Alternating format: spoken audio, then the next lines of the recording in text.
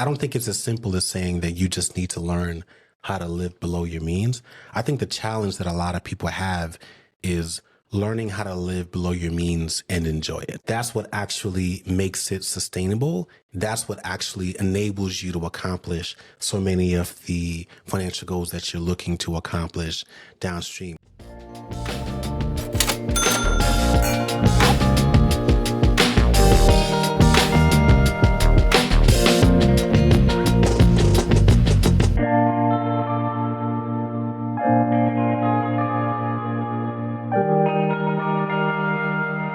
Merry Christmas, Hana, Kwanzaa to everyone who celebrates whatever. Kwanzaa.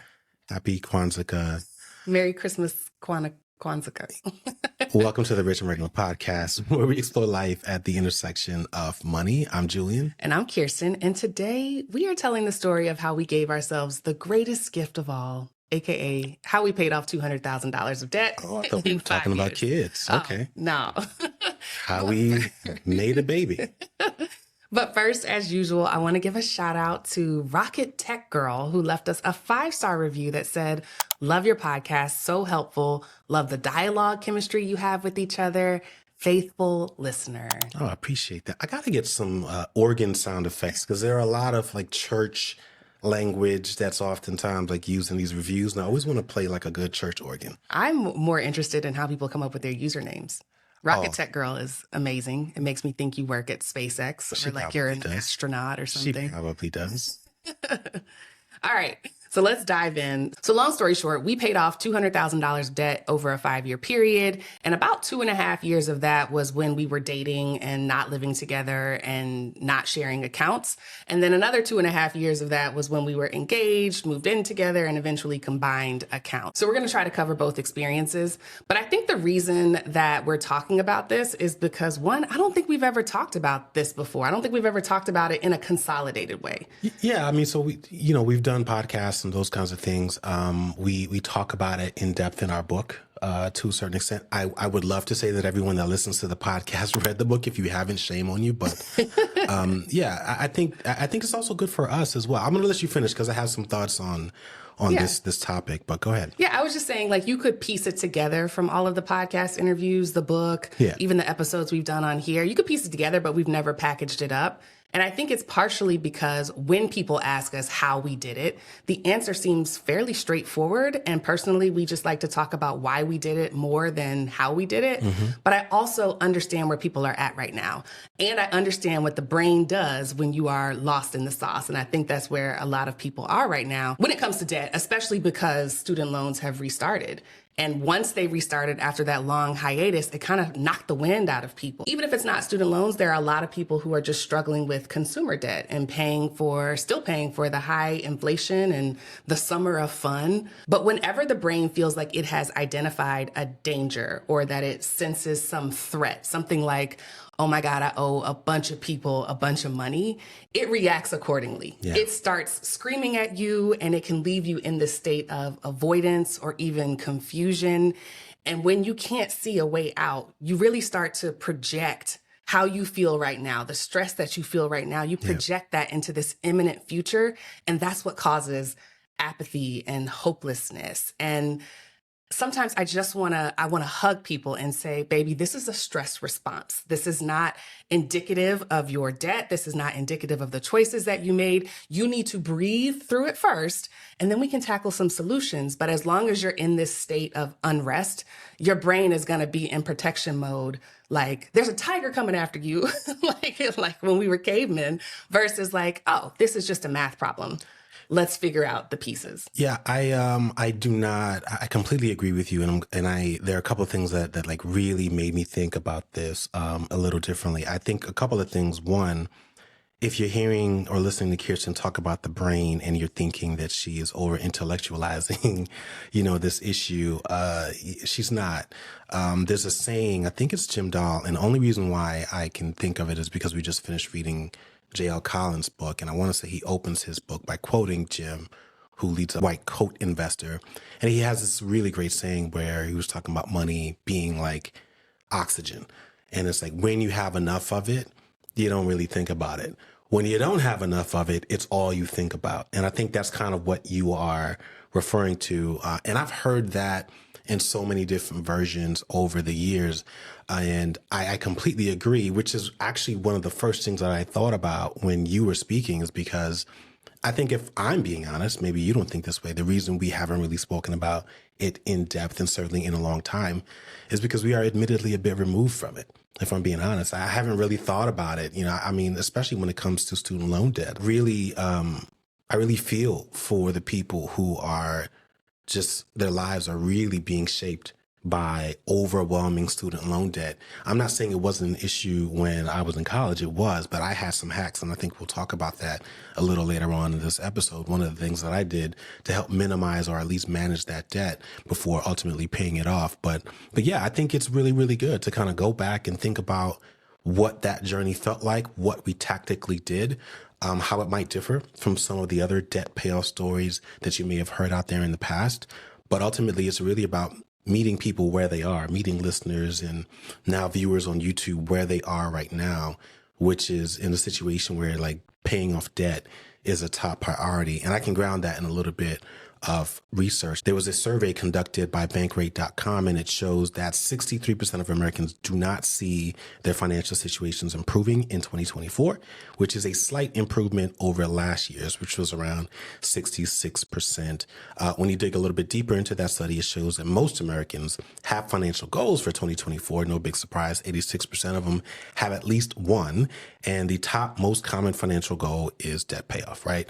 I am also a part of a group, a really cool group on Facebook called Afros on Fire. Someone asked that question. And again, I was scanning through some of the responses, and let's just say the responses there were indicative of this Bankrate survey, which looked at the broader set of Americans' priorities. So all that to say, debt payoff is top of mind for a lot of people. And so that's part of the reason why we're talking about it. In that article, it also says that paying down debt was actually one of the most commonly cited financial goals in the past 3 years. So obviously this has been an issue, and there are several reasons for that, right? I mean, you've got the rise of credit card debts, which you mentioned earlier.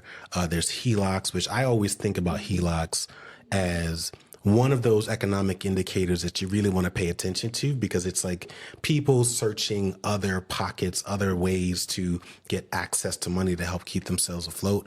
But if that wasn't bad enough, you also have like really, really record high mortgage rates, which a lot of people are feeling the pain about. And so all of that to say, debt is top of mind. I think it's weighing on a lot of people's hearts. But we also have to do our part. And, I'm a little bit more comfortable being the bad cop, if you will. And I'm also in the thick of fatherhood right now, but it also reminds me of like our son and candy, right? It's like, oh, you've got this casual relationship with candy, and you don't mind popping a Starburst here and eating, a Laffy Taffy there. It's all fine and good until you get that first deep cleaning. He's not had a terrible experience at the dentist yet. And I think that's what a lot of people are dealing with right now, right? This onslaught of APRs and student loan debt. It almost feels like just gruesome deep cleaning at the dentist that, has been building up over the years because people have not really been able to manage their debt accordingly. And so it's time to pay the piper, and it doesn't feel good. Yeah. I said it at the top of the episode, at the end of the day, this is just a math problem. But one of the reasons people can't just jump in and figure it out is because debt payoff advice is not one size fits all.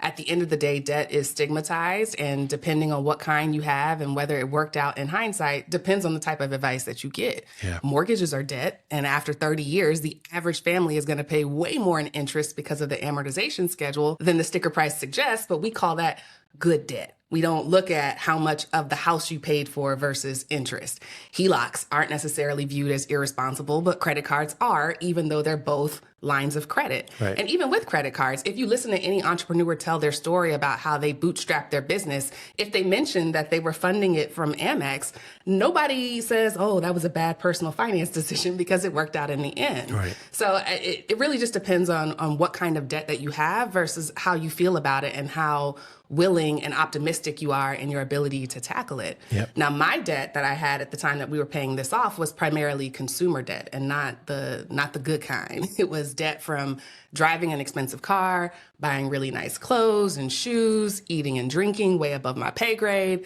And I felt a lot of shame about it when I actually got down to like, what did I spend this money on? Why am I still paying for it?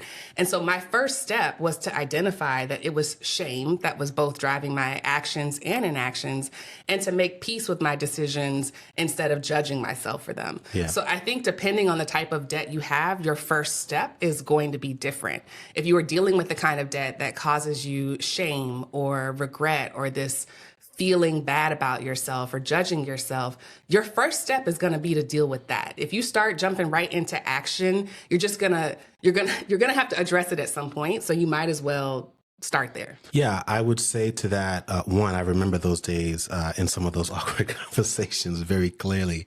But I will also say with respect to shame, that is not something that is tied directly to consumer debt. There are people that I think feel shame for all of it. There are some people who regret the home that they purchased. There's certainly people who regret going back to school or the school of choice or the major of choice. And so to your point around shame, like it's one of those things that to each his own. Some people feel it about these things. Some people feel it about all things. But either way, it's definitely an obstacle that a lot of people have to deal with.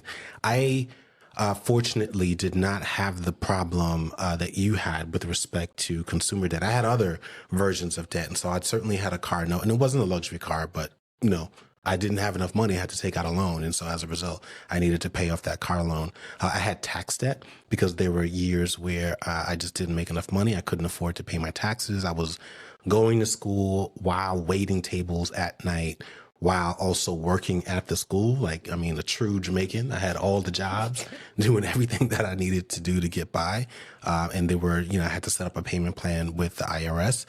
And I had some student loan debt. And again, I was able to minimize that because during my graduate school experience, I worked at the school, which basically gave me the benefit of being able to go to school at a discount, basically at employee rate. And so if anybody out there, that's certainly an option for you. Like, I don't think we think about that enough. Like, you want to be able to go to that school, one of the hacks is be able to work at the school, see if they have some type of employee benefit, and then use that benefit to essentially get a free education. But all of that to say, when it came down to managing the debt, I think like anything else, it starts with a plan. And at the time, it was really a matter of thinking about how I could leverage so many of the skills that I was learning while I was earning my MBA and running a business, and then kind of thinking about my life, my financial life, as a business. I was the CEO of my life. I had to make these CEO, CFO, all of us are.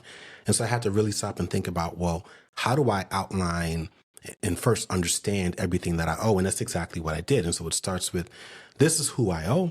This is when these bills are due. This is how much I can send to this entity. And you're looking at all of those things, consolidating them, thinking about the percentage of money that every single month that is coming from your take-home pay and going towards your debt payoff.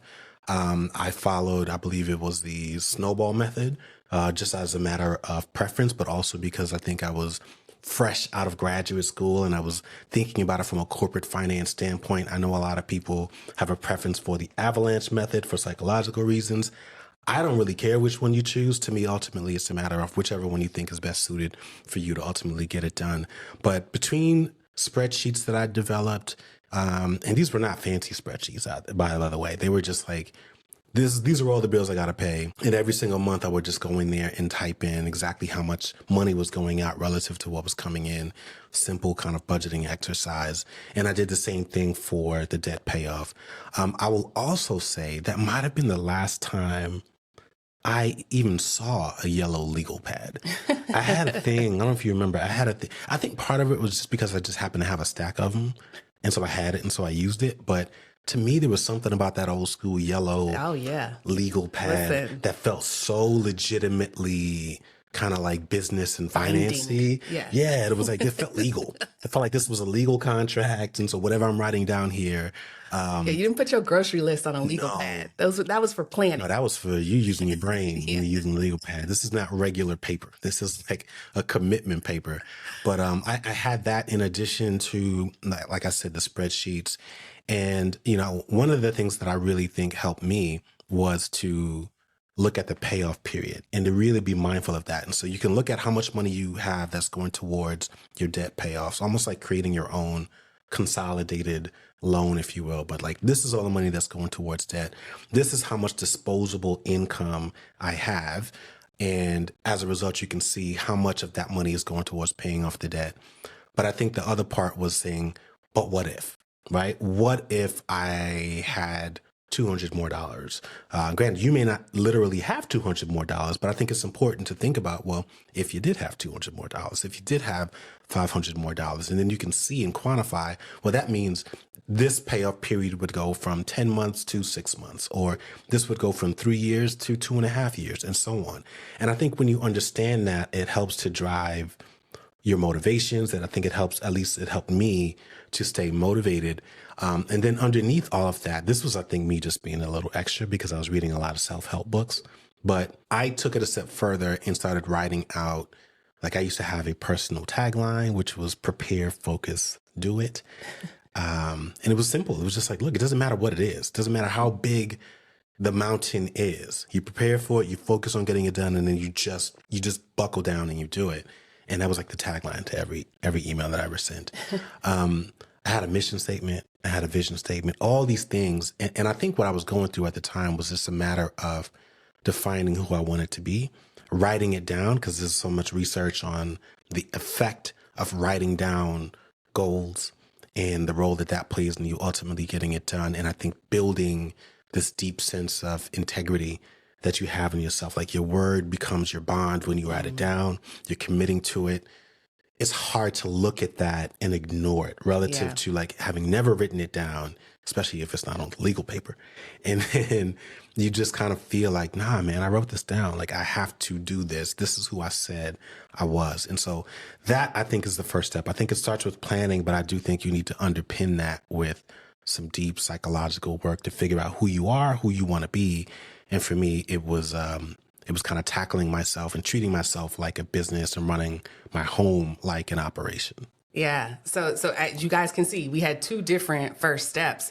After I addressed the shame that came from the decisions that I had made in my past, I moved on to that step and I tried to strategically come up with a plan. To your point, I was researching all of the ideologies and methodologies and frameworks around debt.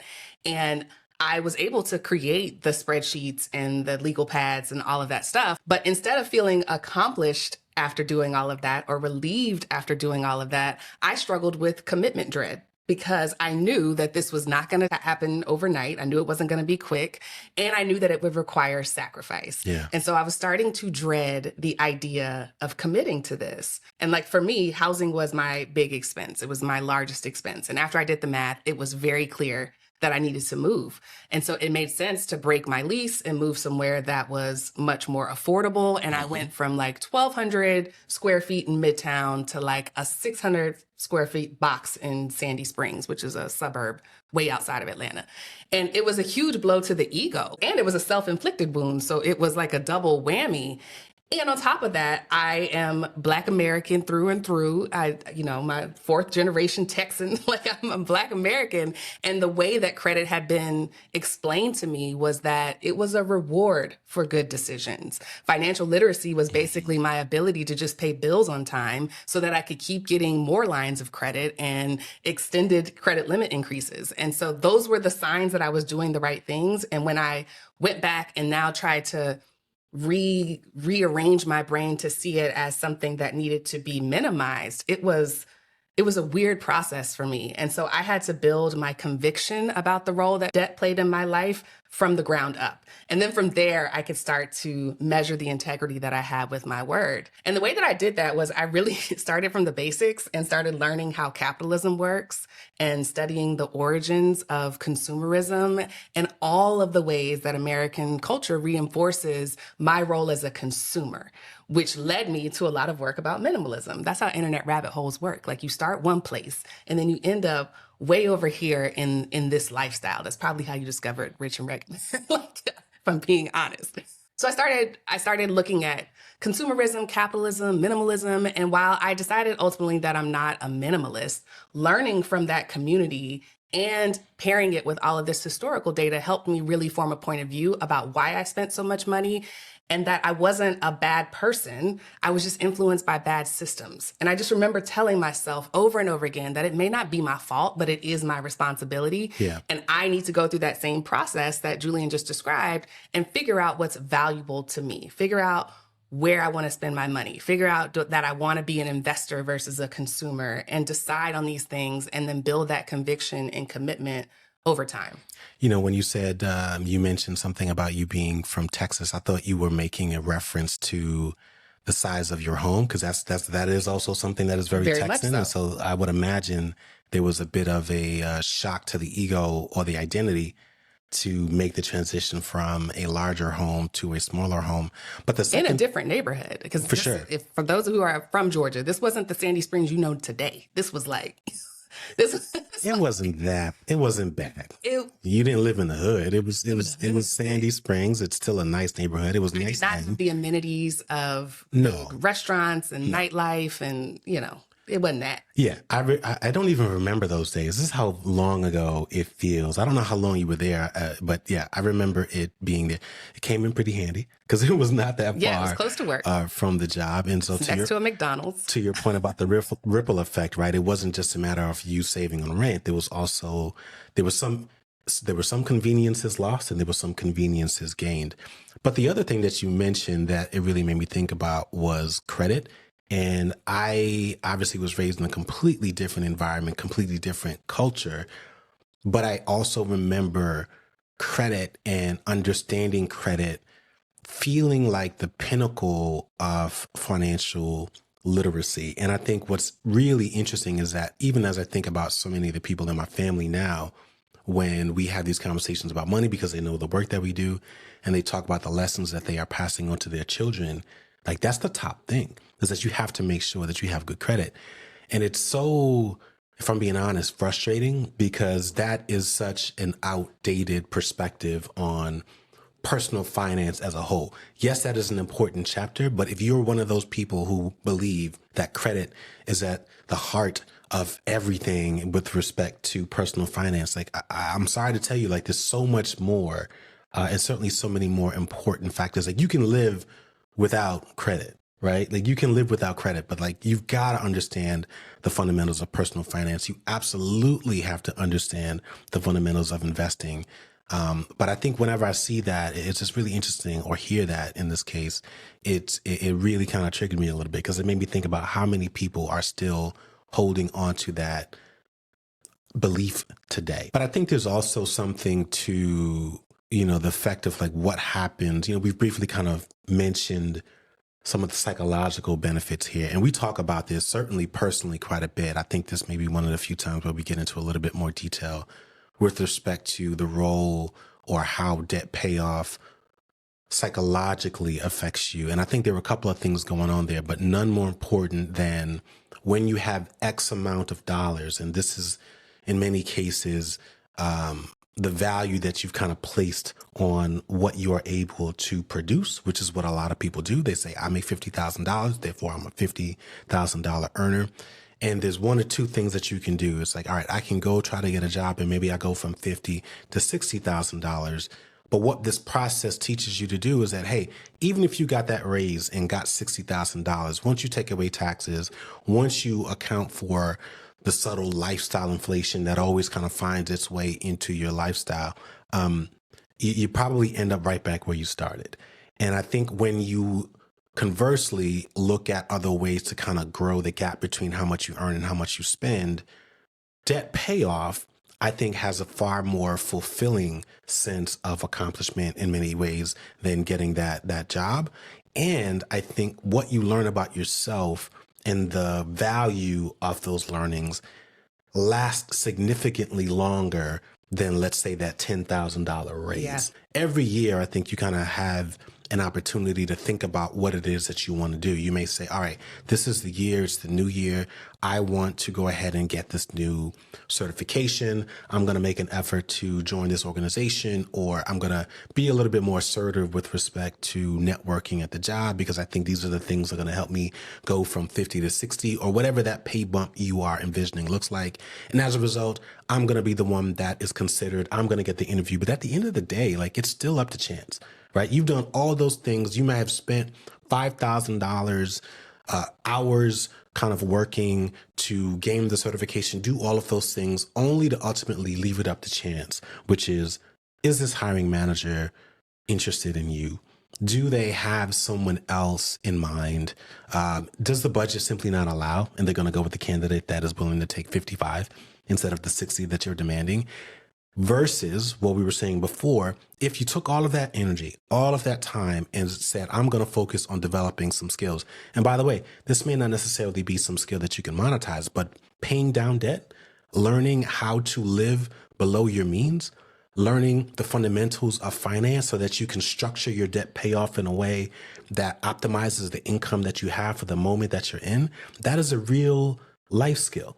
And those are things that I think, regardless of the time period that you're in, have the ability to produce results for you for years to come. If I were to boil that down into one word, I think there's just a greater sense of empowerment that comes from debt payoff that I don't quite think comes or lasts nearly as long as the feeling that you get when you get that job. Because if we're being honest, like, let's just keep it 100. You get the job. I think most people get the job, and then they're like, oh, this isn't quite what I thought it was going to be. Mm-hmm. I cannot say that about the debt payoff without question. Like, of all the things that we have accomplished, and even the things that I've accomplished individually, debt payoff, I think, is probably one of the most fulfilling and emotionally, psychologically rewarding feats.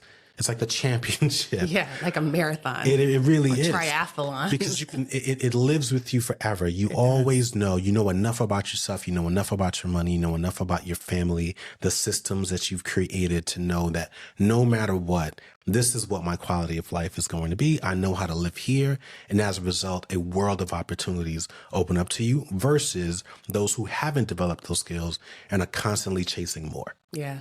Yeah, I think it just leads to a simpler relationship between effort and output. Yes. That doesn't exist when you are constantly asking other people for permission or indebted to them. You owe them something. I want to talk a little bit about Toolkit, because this is another place where I see people overcomplicating the debt payoff process. There are a number of tools that you can use or deploy in your debt payoff journey. There are credit counselors, there are financial coaches, there's debt consolidation, there's balance transfers, there's all kinds of things that you can use. And of course, there are the apps. There are so many apps at this point. Back then, my toolkit consisted of some very simple things. I'm going to share what my toolkit was. I did use a budgeting app. I use Mint, which is going away in 2024, so find another one. I use podcasts and blogs, so just user-generated content, random people on the internet sharing their stories. Yep. I use paper and pen, and I use visuals. You talked about writing earlier. I actually read a book called Write It Down, Make It Happen, and it's probably in that bookcase over there, all wrinkled up and tattered because of how much I've used it. But I had this journal, which I used as a planner, and I actually have it right here. If you're watching on YouTube, you can see how, like, it's giving George Costanza's wallet, because it's got all of this stuff stuffed in it. Like all of these, it's got the legal paper, so you know I was serious. Yeah. It's got everything in it. And what I would do was every time I got a paycheck, I would write down exactly where the money was going. And I would also write letters to future me to open on certain dates. I remember that. So there's actually that I wrote in November of 2013 that I told myself to open January 1st, 2014. And I plan on opening it and reading it again January 1st, 2024, to just see how different 10 years, how I was talking to myself 10 years ago versus now. You want me to read it now? Oh, it's up to you guys. I had it. That might be embarrassing. Maybe we'll do it as a bonus video. But the point is, like, it was just me talking to me in this journal. And it's very simple. It did not require a bunch of apps and like algorithms. It was just math. Like, here's what I have, here's what I need to spend, here's what I owe, and let's go from there. And then I also had visuals. Like I had visuals that I could see every day around the house that would remind me. I had a debt payoff thermometer, which I would scribble on and just kind of mark progress. I had countdown calendars. I still have sticky notes all around the house right now. Like I just believed that I needed reminders everywhere. And I think the point of this is that, like, look, there are a ton of budget systems and methodologies out there. The best one is the one that works for you. Yep. And that may change over time. You might outgrow the system that you started with. You might switch it because of the season of life that you're in.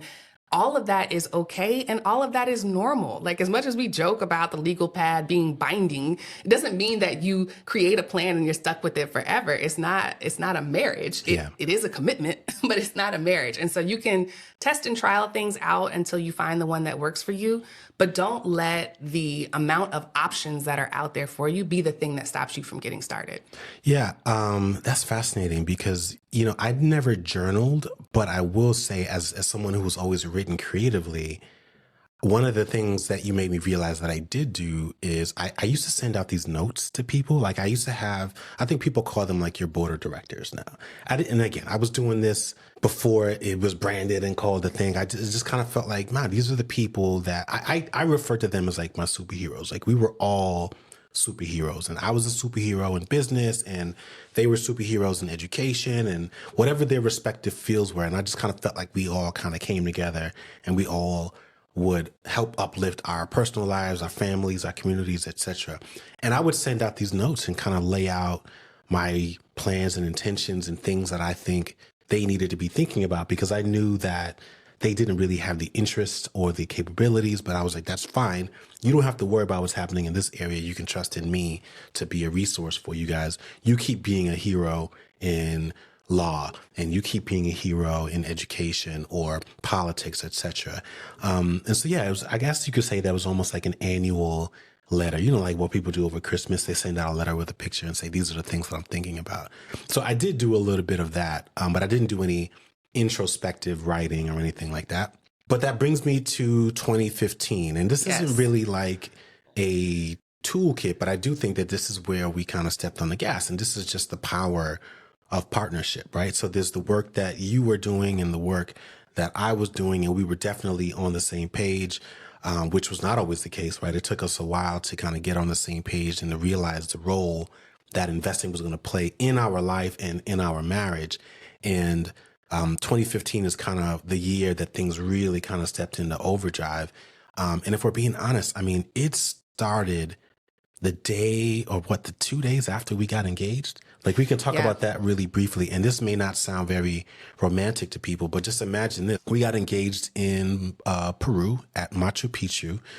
It's somewhere on the internet, maybe on our YouTube page and certainly on our Instagram page.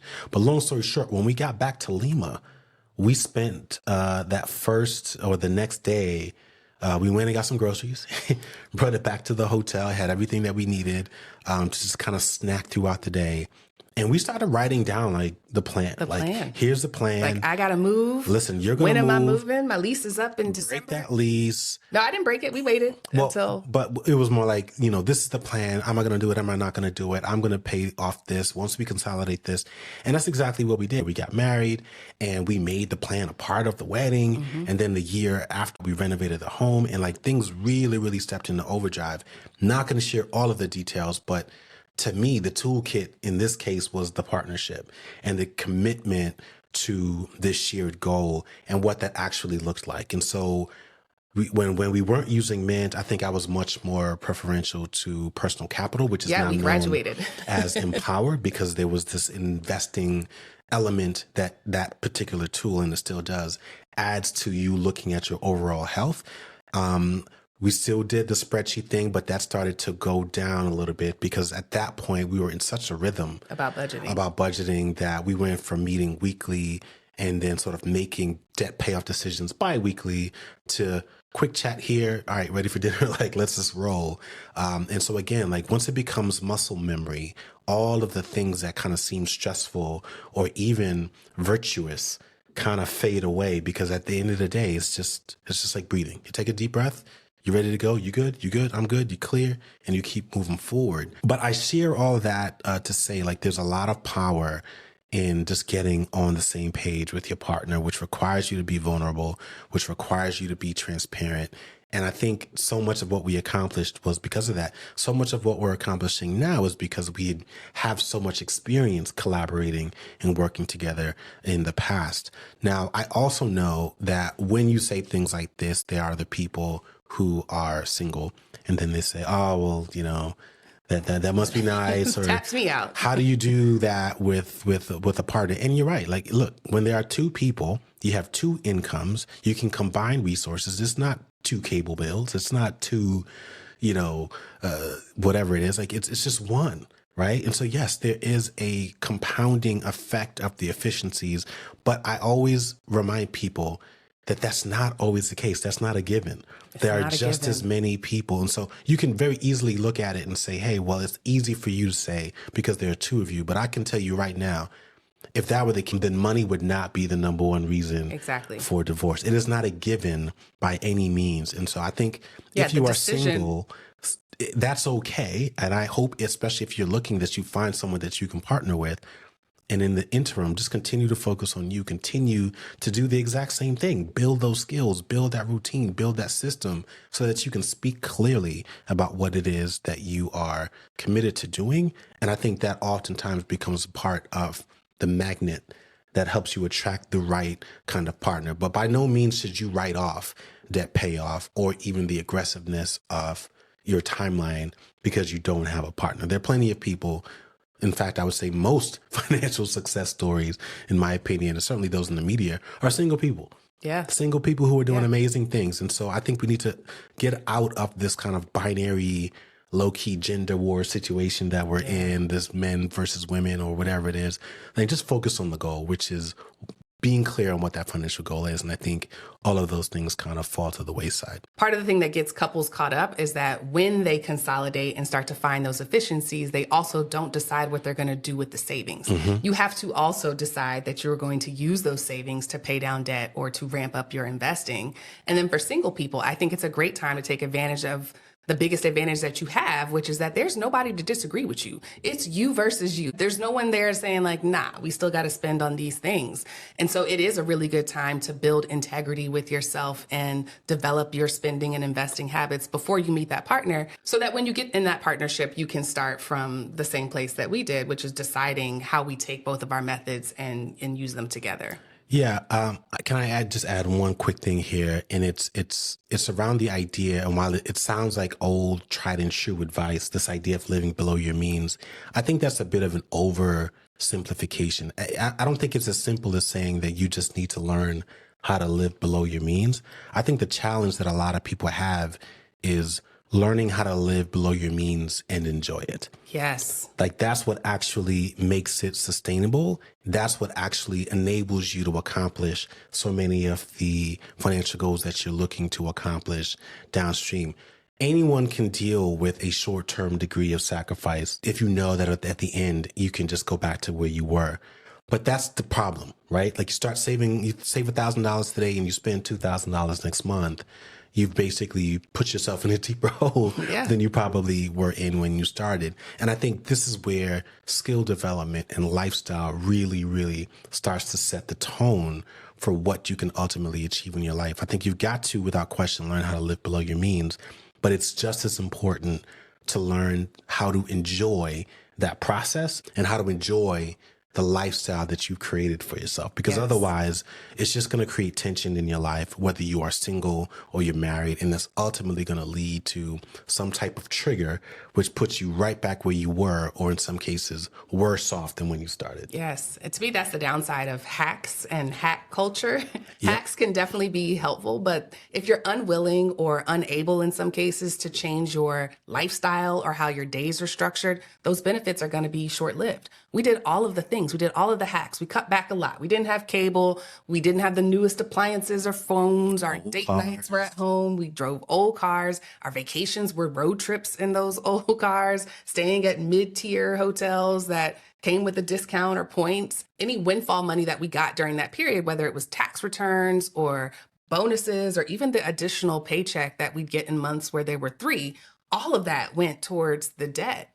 And so there's some value in using the hacks, but we also really changed the way that we viewed our lifestyle and structured our days to support the benefits that we were trying to get. The other thing that we did, I like what you said about making sure that you love living below your means, because the other thing that we did was believe the research, believe the data. And the research shows that anticipation has a much stronger impact than willpower. And so we would always plan out these little like celebration milestones along the way. It could be a nice bottle of wine, or it could be a little break from the pay down grind just to take a vacation or enjoy the feeling of spending a bunch of money on something that we've been wanting for a while. So I say that to say, make sure that you see this as a journey with multiple finish lines and multiple ways to win, instead of like nothing counts until you reach a zero balance, because that's very all or nothing thinking, and that's not going to help you in this long-term goal. Yeah, the last thing that I would say with respect to this entire debt payoff process and where our mindset was is a matter of kind of preparing for some setbacks, right? So when you are in the thick of planning, we all assume that, the debt payoff is just going to be like this really clear, linear, process. There will be no disruption to employment. Nobody's going to get sick. My car is not going to break down. Like, that's not true. Something will happen that makes that journey a little bumpier than you anticipated.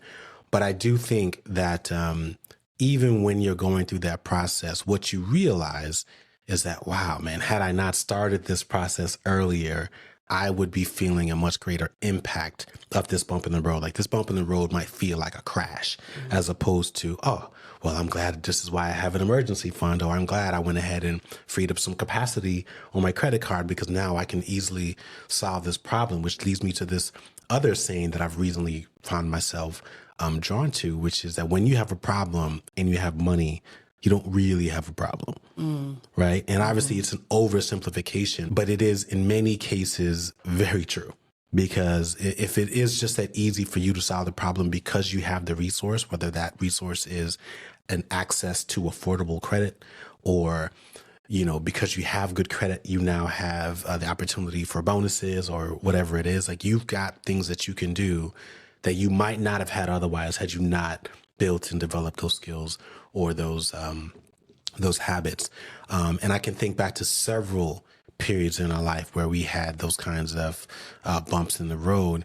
And even just, the one that I'm thinking of in particular, which is 2020, which most people would not consider a bump, right? Like, it was a catastrophic event. 2020, obviously I'm referring to the COVID-19 pandemic, but we experienced that in comfort. Yeah. If I'm being honest, it was an exploratory experience. It was like, wow, this is weird, but we were grounded in the fact that we knew that we were okay. We had just sold a rental property, the last one. In fact, I think we sold both of them, but the very last one was just days before they'd actually announced the pandemic was announced, and so we had access to money. We had the comfort of being in our home. And I'm not sharing this to brag. I'm sharing this to say, when you've done the work to pay off debt, when you've built those skills, when you've built those habits, when you've built clear lines of communication with your partner, even if / when the world seems like it's falling apart, you can do it with a degree of confidence and comfort that most people can't, because they haven't done the work. And I think it's one of those unsuspecting benefits where you are able to look at a setback with this fresh perspective and say, wow, I didn't anticipate this feeling this way. And it goes back to what I was saying before, the sense of empowerment. It's like, wow, if I can get through that, then I imagine what else I can do, right? Like, imagine what else might be possible for me now that these kinds of things aren't enough to bring me down. And I think that's one of the most important. I've probably said that 3 times now, but it's all important. But I think that's one of the most important effects of having gone through this process. And I think anyone who's paid off a significant amount of debt and overcome some of those issues can attest to that to some respect.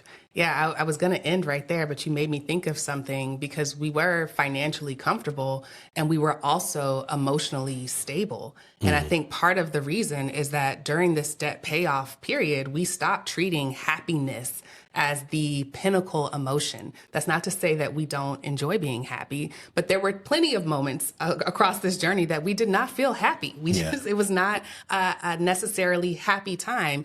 And if we had assumed that we were supposed to be happy throughout the whole thing and that there weren't other emotions that would be uncovered through the process, we would have given up. We would have assumed that something was wrong. Yeah, something's gotta give. Life isn't supposed to be this way. I'm not supposed to be unhappy. But if you've been listening carefully throughout the episode, we revealed so many other emotions that we built through there, whether it's empowered or confident or hopeful or just self-assured. Those are the emotions that we learned the value of during that period. And those are the emotions that have carried us through all kinds of setbacks and disappointments. And so that's the other part of this journey. Don't go into it feeling like you're going to get this immediate dopamine release as you see the balances come down, because it doesn't necessarily happen that way. What you do get is room for all of these other emotions to develop and thrive. And those are the things that really form the foundation of your financial literacy and your financial freedom. I will add one more thing, and I don't know where this is going to go, but I'm just going to riff and say, with respect to debt payoff, and certainly debt payoff relative to investment growth, those are two kind of periods in our lives that, depending on where you are, who you are, you might experience both of those at the same time. I think I have a greater appreciation for the debt payoff process and that journey because I know it's a result of the work that we put in. Mm-hmm. Whereas when you think about investment, yes, you planted those seeds, but after a while, like you're kind of just sitting back and saying, hey, like the market did that. I didn't do that. I planted the seeds for sure. But like all of the growth that you've seen is not necessarily a reflection of your intellect or your hard work or any of those things. It might be a reflection of your discipline, assuming you are exercising that. But I think that's something that I don't think a lot of people come to appreciate until they get there, until they get to that point. And I'm sharing it because I think so many people think about this process as it beginning with debt payoff. And once they're done with this drudgery, then they can get to the fun stuff. I'm telling you from personal experience, this is the fun stuff. Right.